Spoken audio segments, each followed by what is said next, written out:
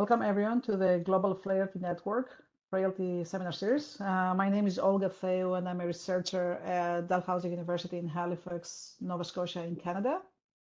Our speaker today for the Frailty Seminar Series is Dr. Julia Loewenthal. During her presentation, please use the WebEx chat and button when asking questions for the speaker, and we'll take your questions at the end of the presentation. Now, let me introduce Dr. Julia Loewenthal. She's an instructor in medicine at Harvard Medical School and an associate physician in the Division of Aging at Brigham and Women's Hospital, where she also serves as an assistant program director for the internal medicine residency program. She earned her undergraduate degree with highest honors from the University of North Carolina at Chapel Hill and her medical degree from the University of Virginia School of Medicine, followed by residency and fellowship training at Brigham and Women's Hospital and Beth Israel Deaconess Medical Center. Dr. Loewenthal's clinical and academic work focuses on promoting healthy aging, geriatric co-management models, and integrating mind-body therapies into the care of older adults. Her research on yoga and frailty, published in Annals of Internal Medicine, and her leadership in geriatric medical education have earned her national recognition, including the Annals Early Career Investigation Award and the Geriatric Academic Career Award from HRSIA. Today, she will be presenting on mind-body therapies for frailty prevention, sharing insights and the intersection of integrative medicine, aging science, and clinical innovation. Please join me in welcoming Dr. Julia Loewenthal. All right. So thank you all for the invitation to speak today. I feel a little bit like I have imposter syndrome because of the level of frailty researchers who typically speak in this setting. So I really am honored by the invitation. So I'm really excited to be here today and to have a discussion and get your ideas about this topic. These are just my disclosures and funding. So today we'll cover four main objectives. We'll define movement-based mind-body therapies. We'll talk about the latest evidence for their potential role in frailty prevention and management. We'll discuss a little bit about future directions for research on movement-based mind-body therapies. And then I thought I'd touch on a little bit on clinical considerations and payment, since I think about this a lot and get a lot of questions about this typically. So I got interested in this topic because of my yoga practice, which I started in medical school. So this is a picture of a master yoga teacher, BKS Iyengar, who popularized the style of yoga called Iyengar yoga. And we'll talk a little bit more about styles, but this is kind of the basis of a lot of the modern physical yoga practices that we see today. So this is a picture of him. I think he's in his late 80s in this photo. And I noticed this when I went to the yoga studio as well, that a lot of the practitioners there had maintained really excellent mobility and strength as they got older. So this is, he's seated in a posture called hero pose or Virasana. And so you can see a lot of our patients in their late 80s are not, they're not able to get into a crouching position, much less have this degree of flexion in their hips and knees. And you also see he has great ankle mobility. And then his thoracic rib cage is very expanded and full, and his shoulder position he has very little or no kyphosis in the thoracic spine, and has really excellent breathing mechanics. So I just thought, as I did my geriatrics training and learned more about frailty from a lot of the work that people who've presented here have done, there has to be something here, a story about aging and frailty. And this is just a little anecdote I usually like to share as well. This was a story published in the New York Post. A woman in her 80s with pretty severe thoracic kyphosis that limited her ability to drive. And she did, I think it was about a year of one-on-one yoga therapy, which is a more intensive type of yoga training with a trained therapist. And she had a really superb correction in her posture and regained this IADL, or this ability to drive again. So again, kind of seeing through clinical anecdote and also long-term practitioners, there seems to be some sort of story about healthy aging here. And so I got really interested in this as both a clinician and then also increasingly from a research perspective. So I'm going to back up a little bit and just define movement-based mind-body therapies for us.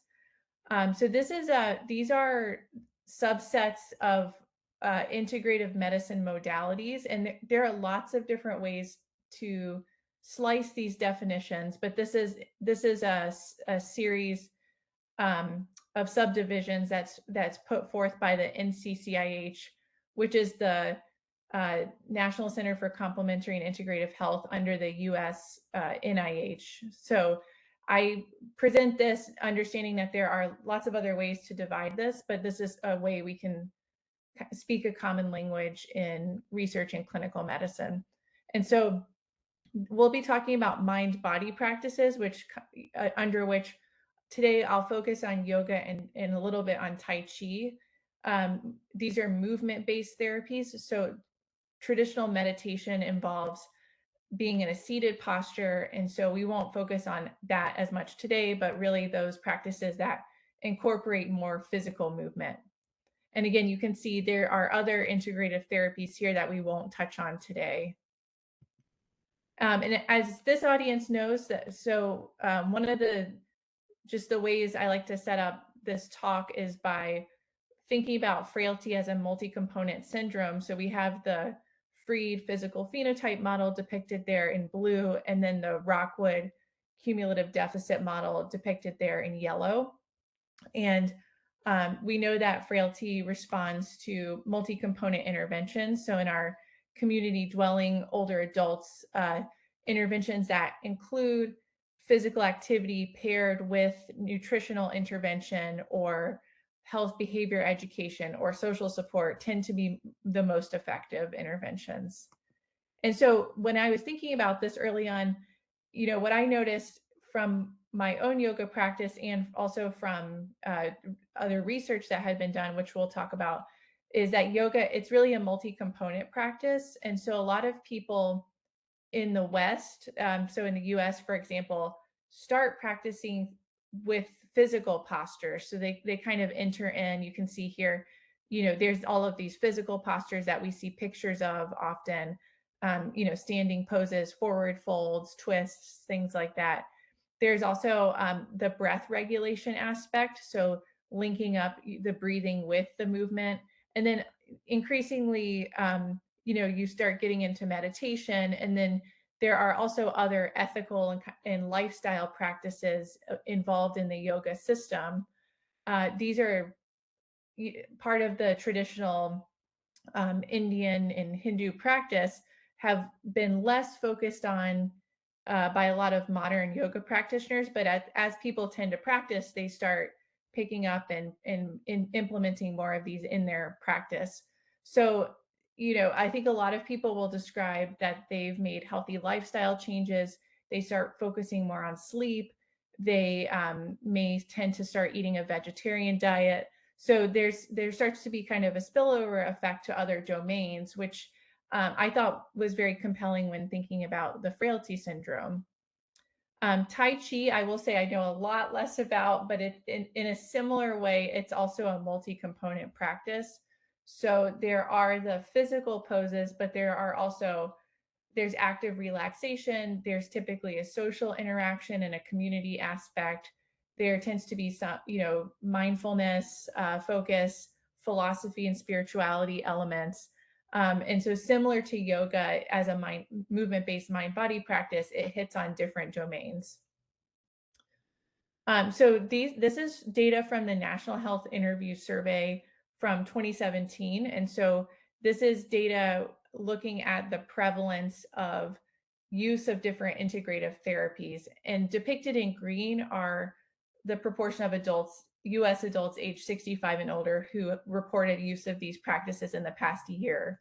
So at the time, older adults, while younger adults were reporting, up to 18% of people were reporting use of these practices, it tended to be less popular among older adults with only about 6%. But you can see meditation, 13%, which is becoming pretty popular among the older crowd. This is data from 2022, so updated. They don't subdivide this by age group. So this is just the proportion of use among all US adults.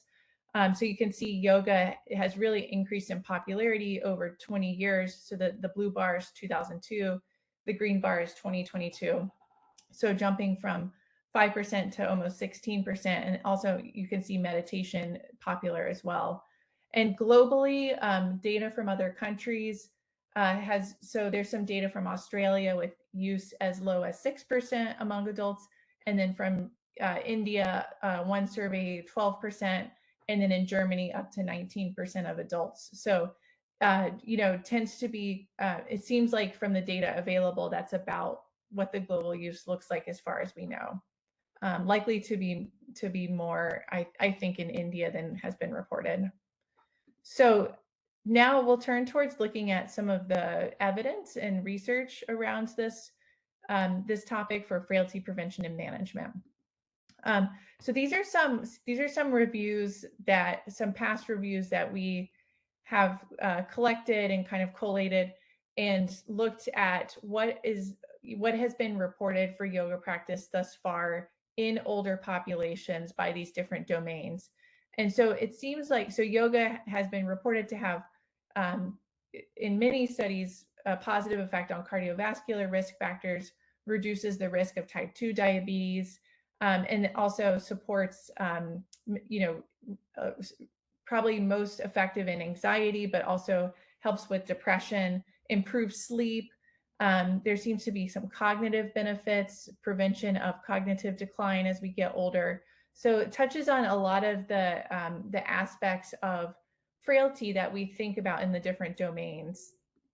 So when I looked at this under a systematic review, looking for clinical trials in older populations that use frailty as an outcome.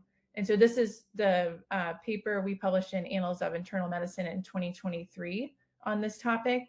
So we, unfortunately, at this time, there weren't any trials that had looked at a frailty definition as an outcome. And so what we ended up doing was using validated frailty markers, which I'll show on the next slide. And so we found 33 clinical trials that we were able to include in the systematic review. We looked at, so this is just our table 1, but about half the trials were from the US. The sample sizes tended to be on the smaller size, which is something we see in yoga research. About a third of trials were in community dwelling older adults, but you can see there's actually a pretty big range, including 12% in nursing home populations. The style of yoga, again, these are all kind of more similar than different, but a lot of styles were more gentle or approachable styles for older adults, such as Hatha yoga or Iyengar yoga. Most of the studies tended to be about a 3-month or 12-week intervention. And we looked at trials that compared yoga to both an active control group and then also inactive control groups. So things like an education control or a waitlist control. And these are the frailty markers that we used. So we looked at gait speed, hand grip strength, balance, lower extremity strength and endurance, basically a chair stand, and also some multi-component testing when we could find that. So things like the short physical performance battery.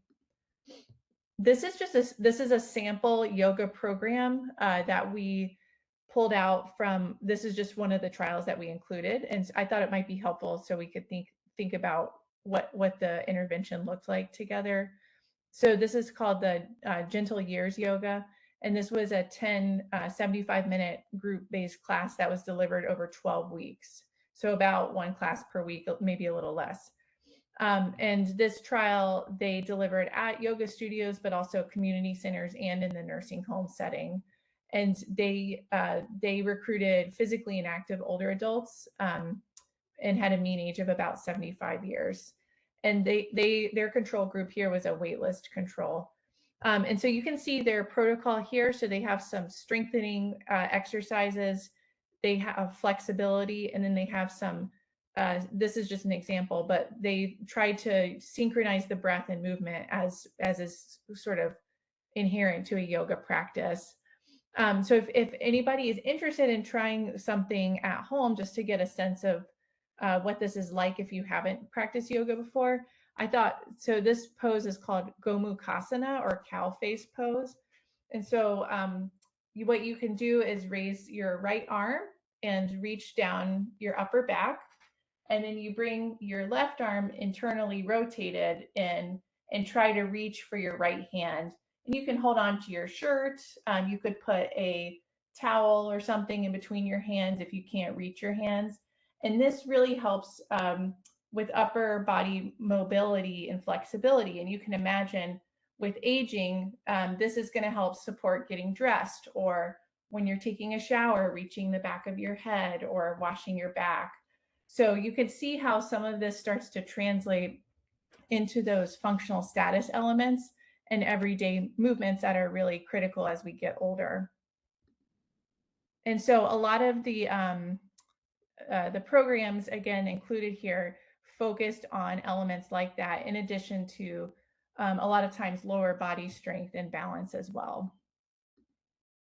So what we did is we generated these evidence maps. And so the way to read this is we reported trials that had an active comparator group.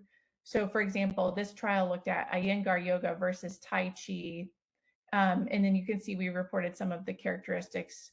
And then we reported with a single arrow if there were statistically significant changes in the frailty marker.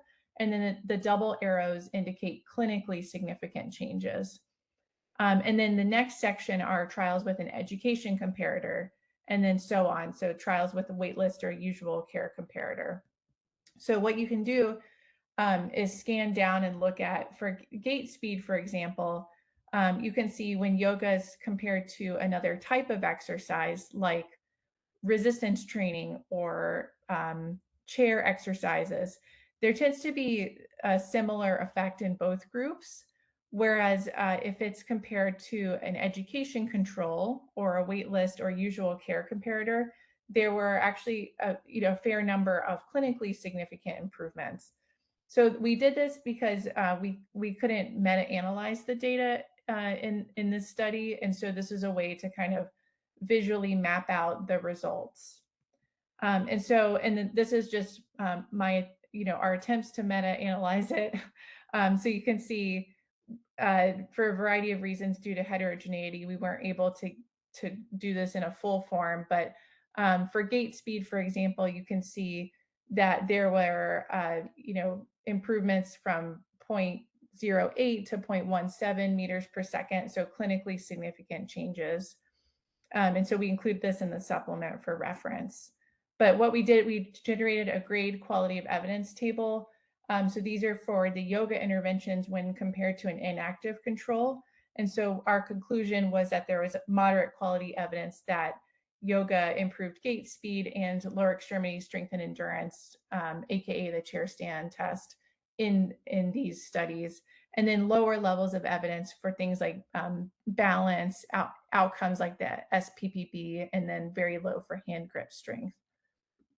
So again, I think, and we can talk about this more in the discussion, but yoga is not a great substitute for other types of exercise. So it doesn't use weight beyond one's own body weight. And so I think for frailty, it's putting it as potentially on a menu of options, but is probably not better than things like resistance training as far as we know right now. So similarly for Tai Chi, this is another systematic review and meta-analysis by a different group. They looked at 11 studies, and this is an example of one of their forest plots. But they were, again, similar to our review. With Tai Chi, when compared to non-exercise, it improved many markers of frailty. but seem to be equivalent to exercise. And then this is a network meta-analysis published in 2023 by another group as well. They looked at many different frailty interventions, and so I've defined them here in the right column. So if you go over, like RT is resistance training, and so the area under the curve here is 90%. And interestingly, mind-body exercise indicated by ME actually comes in second place for in their review in terms of effectiveness for frailty. And again, we have things like our mixed physical training, like things like aerobic, balance, and resistance training together, and then multi-component interventions with area under the curve of 78 and 62% respectively here. So kind of, again, pointing to the kind of early evidence that mind-body exercise could be an effective approach for frailty.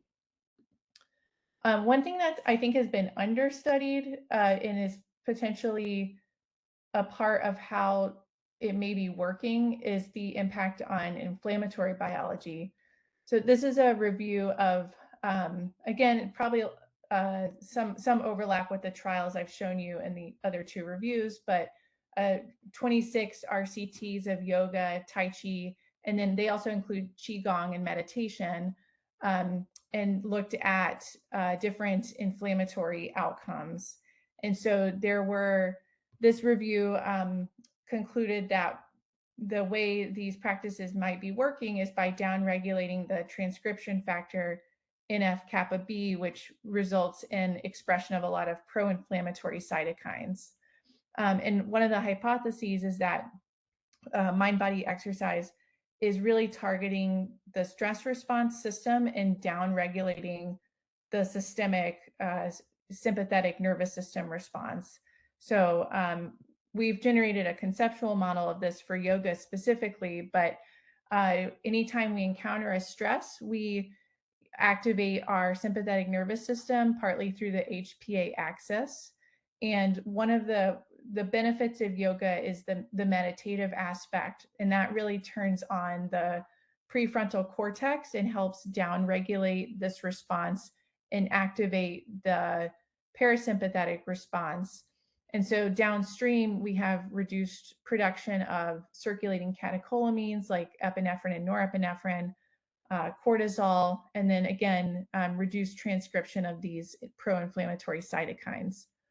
I think one of the things for yoga and probably Tai Chi as well is there are also these bottom-up elements of the practice. So many of the breathing practices help expand the lungs fully and in a regulated and controlled way. And there are vagal afferent nerves in the bases of the lungs. And so this could, through bottom-up effects, help also downregulate the stress response. And again, some of the yoga postures, by providing pressure on the abdomen, for example, which also has a lot of vagal afferent nerves, again, maybe helping to bring on this parasympathetic response. So again, it's kind of unique because of those two approaches is what we think. And again, we are trying to link this with aging biology as well. So there's more research in the cardiovascular field, but we see from an aging standpoint, reduced heart rate or improved heart rate variability, improved insulin sensitivity with yoga practice, reduced rates of cognitive aging and less hippocampal atrophy, and then improvement in muscle mass and also small improvements potentially in bone mass as well. So one of the things I'll just touch on briefly is a study we have right now that's funded through our Boston Pepper Center. So what we're doing, we are recruiting, it's a cross-sectional study, and we're recruiting folks from these 4 groups. So young adults, frail and robust older adults, and also older long-term yoga practitioners. And we're basically collecting a variety of different aging outcomes. And so some of these are so that we can develop, assess a frailty index. We're also looking at the frailty phenotype.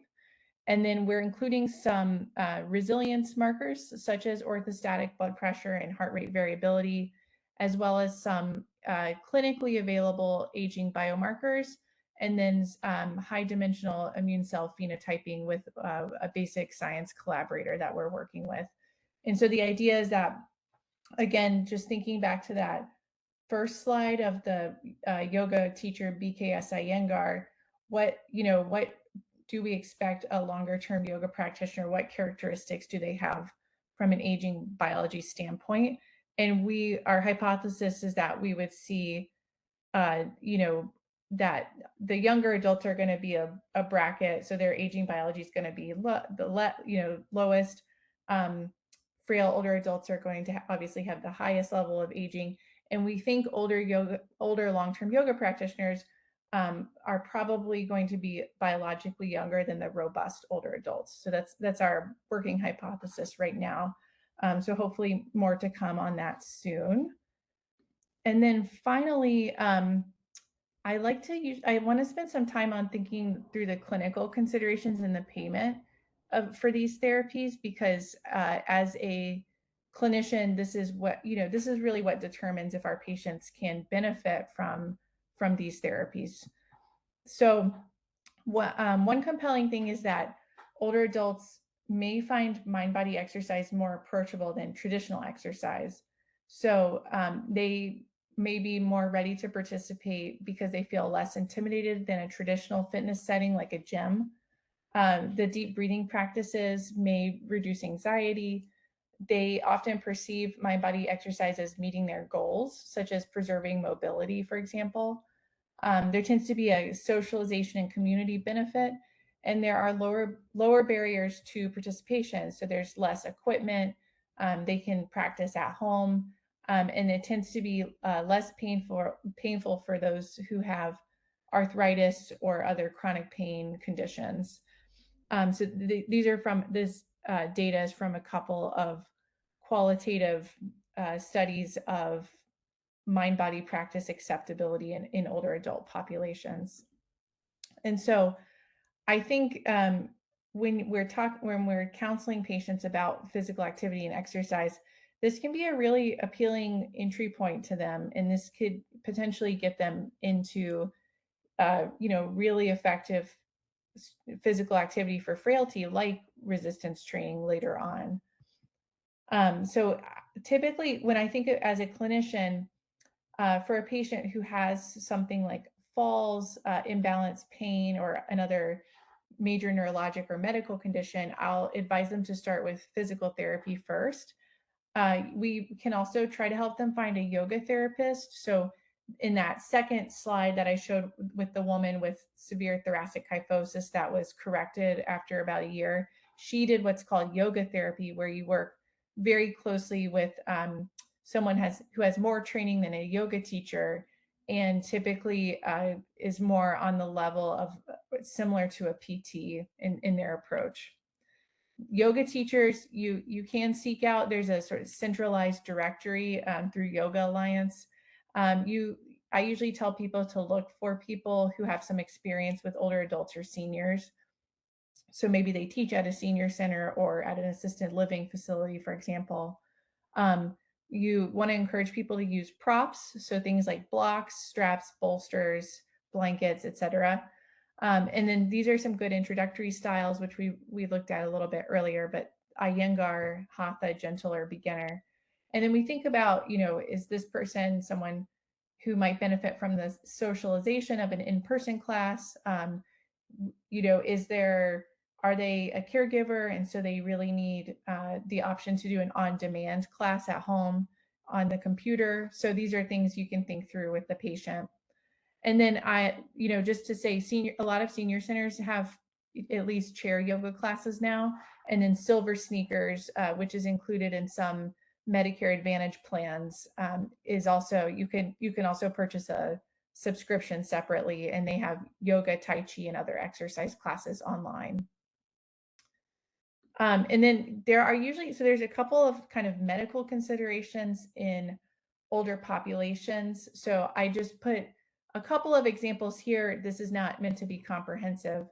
But so deep spinal flexion or forward folding is relatively contraindicated in osteopenia and osteoporosis. So there have been some studies that have reported increased incidence of compression fractures in this pose for those patients. So that's something that the yoga teacher or therapist should be able to help counsel patients on. And then again, a lot of our patients are not doing inversions, but if you do have a relatively robust patient who's doing things like shoulder stands or headstands or other inversions, you want to use caution if they have hypertension or glaucoma, just because it can increase the intraocular pressure in glaucoma, for example, when you're going upside down.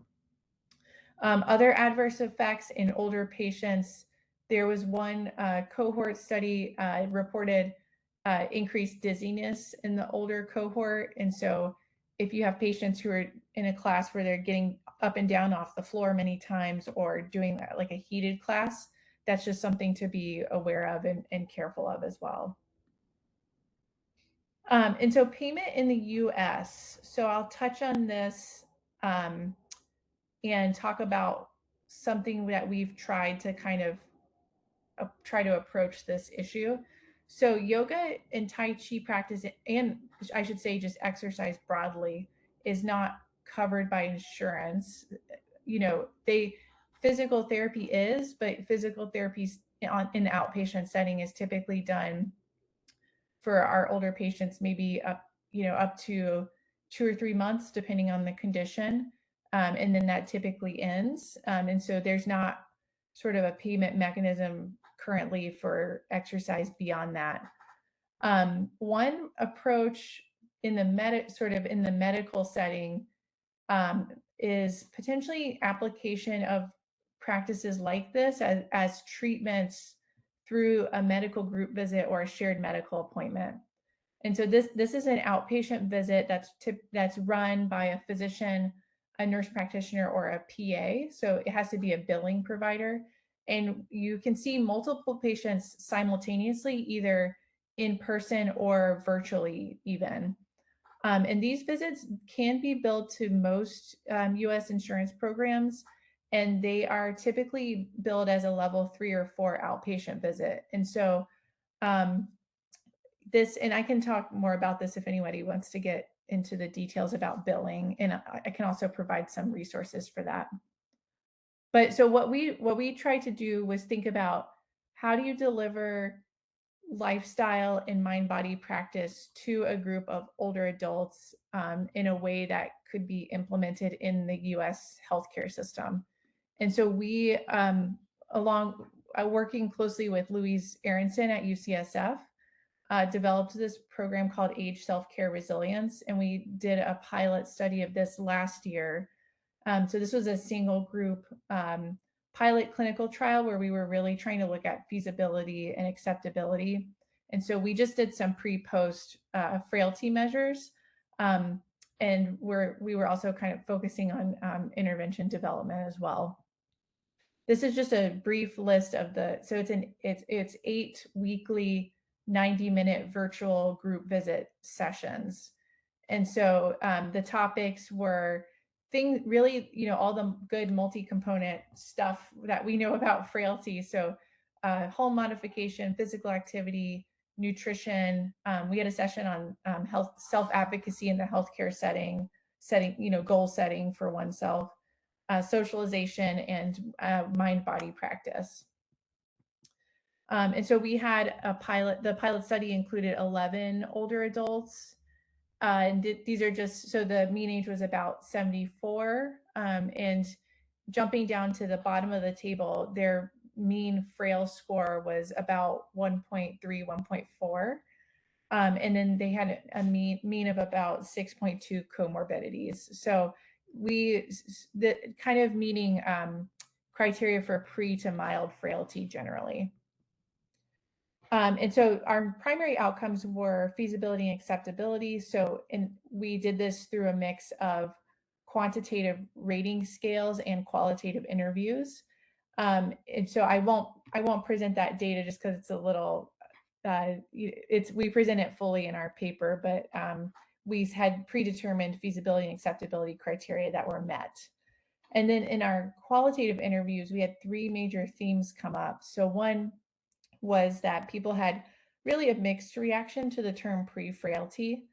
So they preferred that we use terms like healthy aging or more positive terms in recruitment materials. They found the group participation aspect as being really the most meaningful and empowering part of the program. And they felt that the program changed their attitudes and then changed their behavior to some extent. So these are just a couple of quotes that I think exemplify these findings. So I don't love thinking of myself as frail or pre-frail, but it fits. I certainly do fit those categories, I believe. As my COPD is getting worse, I do feel that if I don't really exert myself to be, for example, as physically active as possible, that I'm going to be in for some unpleasant experiences. I think it's a motivation to avoid frailty. So this is where that mixed reaction comes in, because this participant actually, although he found frailty to have a negative connotation, he actually found it motivating at the same time. So kind of interesting there. And then this participant, I think I feel a lot more optimistic.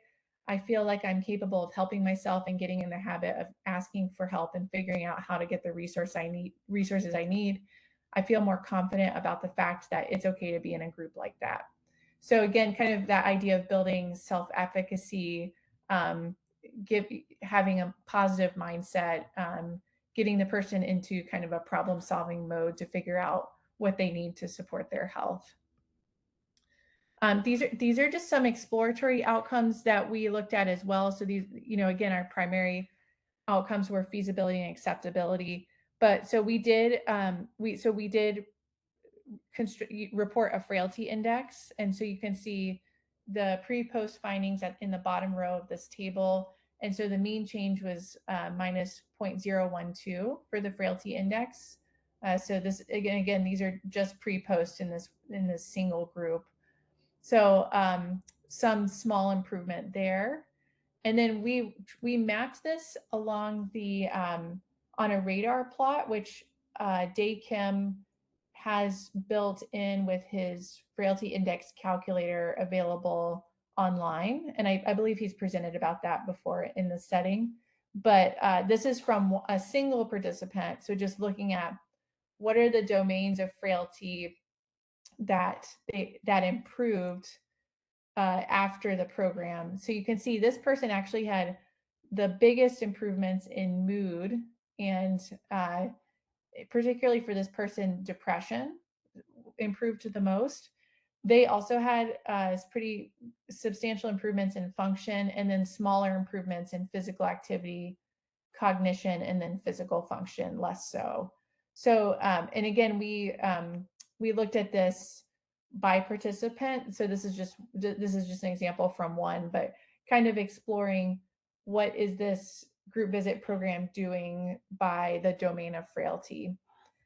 So again, this is just one approach to delivery in the clinical setting. I'm sure there are a lot of other ideas, and especially a lot of interesting work going on globally in this area. But we were just, trying to think about the constraints of our setting and how we might be able to implement some of these practices more routinely in the clinical setting in the US. So I wanted to thank my mentors. So Louise Aronson for the Age Self-Care Resilience Program, and then also Ariella Orkabi, who has presented in this forum before and has mentored me on a lot of this work. Peter Wayne, who's director of our Osher Center for Integrative Medicine at Brigham and Harvard Medical School. And then I've listed some of our other collaborators here. And again, thanks for the invitation, and looking forward to any ideas in our discussion here. Thank you so much, Julia. Very interesting presentation. I've written down a quite long list of questions, but I'll let others take over before I start asking only questions. So there's some in the chat. You can also take a look at them, but I'm just gonna read them aloud. Were there any longitudinal studies about the long-term effect of yoga tai chi on frailty. The clinical studies perhaps show short-term effects, which may be promising in reversibility rather than prevention. Are longitudinal studies in this area preferred for prevention? Yeah, it's I don't know of any longitudinal studies. If anybody knows of one, let me know.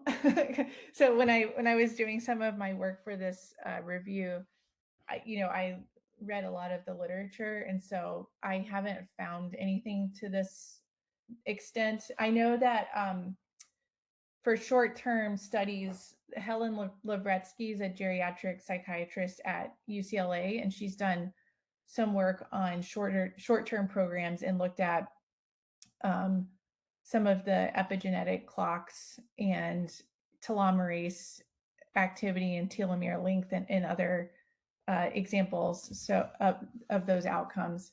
But I haven't. I wish we had funding for a longitudinal study of this. And I would say like most of the exercise interventions are actually short-term too for frailty. It's not just unique on the yoga or tai chi, I would say. It's general for any exercise program. Great talk, thank you. Based on my own experience, I recommend my patients to practice Pilates because it includes strength, flexibility, and balance, as well as breath control and meditation. Is there any research in the influence of this practice on frailty? Yes. So I can actually briefly share my screen one more time. Sure. So in at least I haven't looked at this in probably a year or two, but when we were doing our review, a lot of the studies I found, so some had a control group as Pilates, and they looked at different frailty marker outcomes. And I think there were some that like body balance includes both yoga and Pilates exercises. And so you can see here in the Pilates intervention, it's actually seems to be, they seem to be at least equally effective in this one trial. So I think, it's very similar. Anybody who's practiced both, they have very kind of similar exercises in a lot of ways. So I think it's probably effective as well. But I haven't done a comprehensive search on that. For our audience that may not be familiar, can you tell us a little bit, if you're familiar with the difference between like the yoga versus Pilates? Like what's the main differences in the programs? Yeah, so I don't know as much about Pilates. I have practiced it a little bit. Pilates it seems to be more discrete. They do a lot more core exercise focused, and they do a lot more sort of repeated movements over and over again. So they do link it to breath, but it's less, I think yoga has more of like a breath movement synchronization. It's a little slower in a lot of ways. And then yoga has the other aspects that we talked about, like the meditation and some of the lifestyle practices too. So, but I view it as more of like a Venn diagram. Ask a follow-up question. Sorry, I know the comments. We'll have time, so we'll get to them. But now you intrigued me by your answer, because I find that at least my experience is that a lot of the programs that I've seen in the community focusing more on almost like on the body, less on the mind. So a lot of the practice is more like you'll say more like the physical aspect of it, but not so much components of the program focusing more on the meditation, breathing. It's a little bit more on the postures. I don't know if you'd agree on it and if you think that might have an impact on other outcomes. Yeah, I mean, I think so the mindfulness is sort of the quality of bringing your attention to something, some sort of focus, and then redirecting that attention over and over again. And so you can you can employ mindfulness in anything. Like you can do it eating a meal. In yoga, you can do it by focusing on your body. So you can think about, what is my wrist joint doing in this pose, and keep your focus on that. So I think there are different ways to do it. In terms of how much instruction is given on that, I think that varies a lot by teacher and by class. Another question or comment. Is there any effectiveness of combo therapy, like doing some flexibility and strength training? Sometimes their engagement and participation is very low. Or is there any particular training for them to improve their cognition more? Yeah, I mean, again, so you can employ mindfulness with weightlifting or with running. I mean, people we'll talk about some of the cognitive effects of that. I think yoga and Tai Chi are going to bring it in more naturally just because it's part of the system. So I would say compared to traditional exercise, there will be more cognitive benefits from yoga and Tai Chi. And I think that's borne out in a lot of the studies. Did your review include cognition as an outcome? I can't remember. Yeah, so briefly, but so a lot of the effect of that is thought to be by reducing the stress response. So we know that hippocampal atrophy is increased in people who are under chronic stress. So there have been some short-term studies on improvements in cognition from that aspect. And then there have been some studies of long-term yoga practitioners, so people who practice 8 years or more, and they underwent fMRI and had thicker gray matter in the prefrontal cortex and these other stress regulation areas.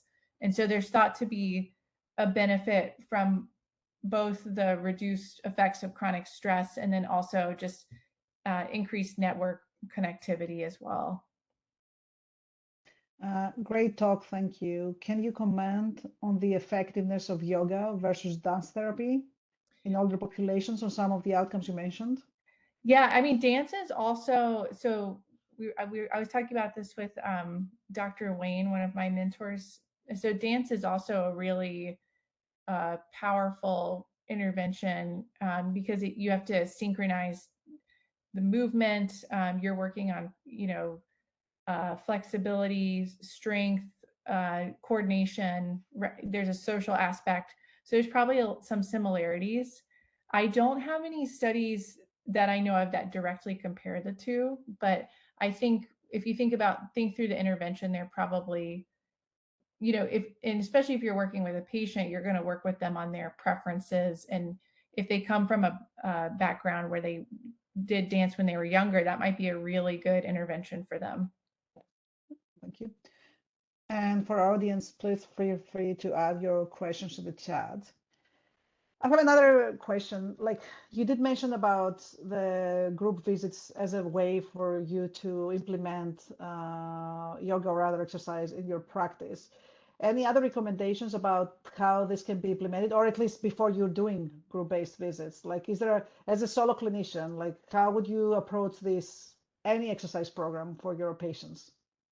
Yeah, so again, there are some sort of assessment tool, like, so asking them what their prior preferences were, like were they a swimmer when they were younger, because people often like to engage in things they enjoyed when they were younger. Assessing what they're doing now in aerobic resistance, flexibility training, and getting a sense of how much they're getting in each of those areas. Then I usually review what the recommendations are for older adults in each exercise domain. We then, if they have something complicated going on, like let's say they have Parkinson's disease, I would definitely want to refer them to physical therapy as long as it meets the insurance requirements. Outside of that, I usually talk to them about, after they complete physical therapy, then finding some sort of group class or group program, because I find that really helps with people's adherence and really enjoyment of exercise. So we might talk about senior centers, day programs. Some patients who are wealthier can afford a personal trainer, for example. And then if they're really reluctant to try a lot of that and they don't, there are some other stressors like being a caregiver and kind of trapped at home, for example, we might look at more video-based programs. So things that they could do either on live video or something that's pre-recorded. So I try to review a lot of those options and give people a lot of options. And then a lot of it's focusing on barriers and then motivation and what are, a lot of the motivational interviewing kind of concepts. So that's kind of my approach. No, thanks. That's very comprehensive. So one question for me is like, how long do you think discussions like that may take, and whether that requires almost like you to be familiar a little bit with the community resources, like what is out there for them? Yeah, I mean, I think you can kind of so if you know they have an indication for physical therapy, that's like you can just say, we're going to refer you to physical therapy. I want you to talk to them about setting up a plan for exercise after you're done with physical therapy. So that's short as a physician, right? Other patients where it's becoming kind of the primary driver, like their immobility is kind of driving a lot of other issues that are going on, I might spend more time and energy on it. So it just depends on the circumstance. Question from the chat. One thing I notice is the importance of flexibility as an outcome of mind-body interventions. Are there recommended ways to assess flexibility, both clinically and for population-level studies, where it is infrequently assessed? Yeah, that's a really good question. Let me just pull up, let me see if I can pull up one of my slides real quick. So there are some ways to assess flexibility with I don't have it on my slides actually, but there's kind of like a sit and reach forward folding test. And then some studies, they actually measure, I think it's called a goniometer, but the angle of the joint before and after in an intervention. So you can actually assess what the improvement of flexibility is. I am not aware for a population-based study what types of markers are typically collected, but it's a good question. I'd have to look it up. I don't know. You might know the answer to that. The senior fitness test had like 2 flexibility assessments that was done for population level research, and I think it's potentially clinical relevant, and it has some cut points too for outcomes, so they could be used for comparison with normative data. Thank you. Another comment. Dance, including music from their past, anecdotally increases engagement and participation. Yeah, and I think anybody who's worked with a nursing home population or populations with dementia, that's often, music therapy is a really helpful way to reduce stress and reduce behavioral disturbance. So I totally agree. There is music included in mind body, or like, I don't know if you will call it music. I don't know. Yeah, so some yoga systems actually kind of specify that you shouldn't listen to music while you practice. Everybody who's exercised knows how much music can help your mood and sort of energy level. So I think using it strategically is really helpful. I have another question about, so you mentioned how you approach it with your patients. Why would you say, because I hear a lot, there's a big barrier from a lot of studies that was done before that patients are not interested. What's your personal experience? And I understand for like your research, but also from your clinical experience, what is the reaction you see from patients most of the times? So, I think you have to assess their readiness level. So just like with smoking cessation, you need to assess their readiness level. If their readiness level is super low, that's not what you should spend your energy on that day, right? You can plant a seed, but then you can just move to the next topic. From the blue zones, the people who live in the blue zones are not necessary. So the blue zones are these, you guys probably all know this, but these 5 areas in the world where they're the longest lived centenarians free of chronic disease. And so those populations are not necessarily doing discrete exercise. They're incorporating movement daily. So through walking, shopping, gardening, doing all these practical activities.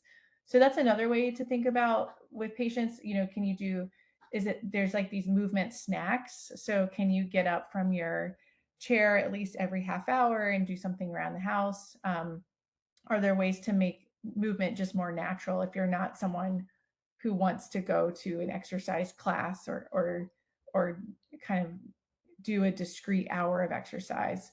So I think that's a really important concept with patients. And a follow-up question to your slides. I was surprised that there was more effect on strength than actually balance, because in my head, like people would think that you do yoga to improve your balance. But is it because there's less studies? Like I think the quality of evidence, it was lower. But is it because less studies, or is it just like maybe it's less effective? I think part of it was, so some of the interventions in our review were chair-based yoga. Okay. And so I think partly they're putting older populations into a chair for safety reasons. And so their chair-based yoga is not necessarily challenging balance. And so I think that in some ways people may not have been working on it in certain older populations. So I had the same theory when I started out with the study, but we didn't see that, and I think it's partly due to the number of studies that have chair-based yoga. Thank you. There's a question about the slides. To my knowledge, our webinars are available to our YouTube channel, the Global Frailty Network, with approval from the speakers. And let me see if you mentioned your review was like looking at single markers of frailty, if I remember correct. But did you have like frailty tools, like frailty validated scales as an outcome? Sorry, I may have missed it. So that's when I set out doing it, that's what I was looking for. But at the time, there wasn't anything out there in the yoga world on that topic. So that's why we ended up going with the 5 validated frailty markers. Okay. Thank you very much.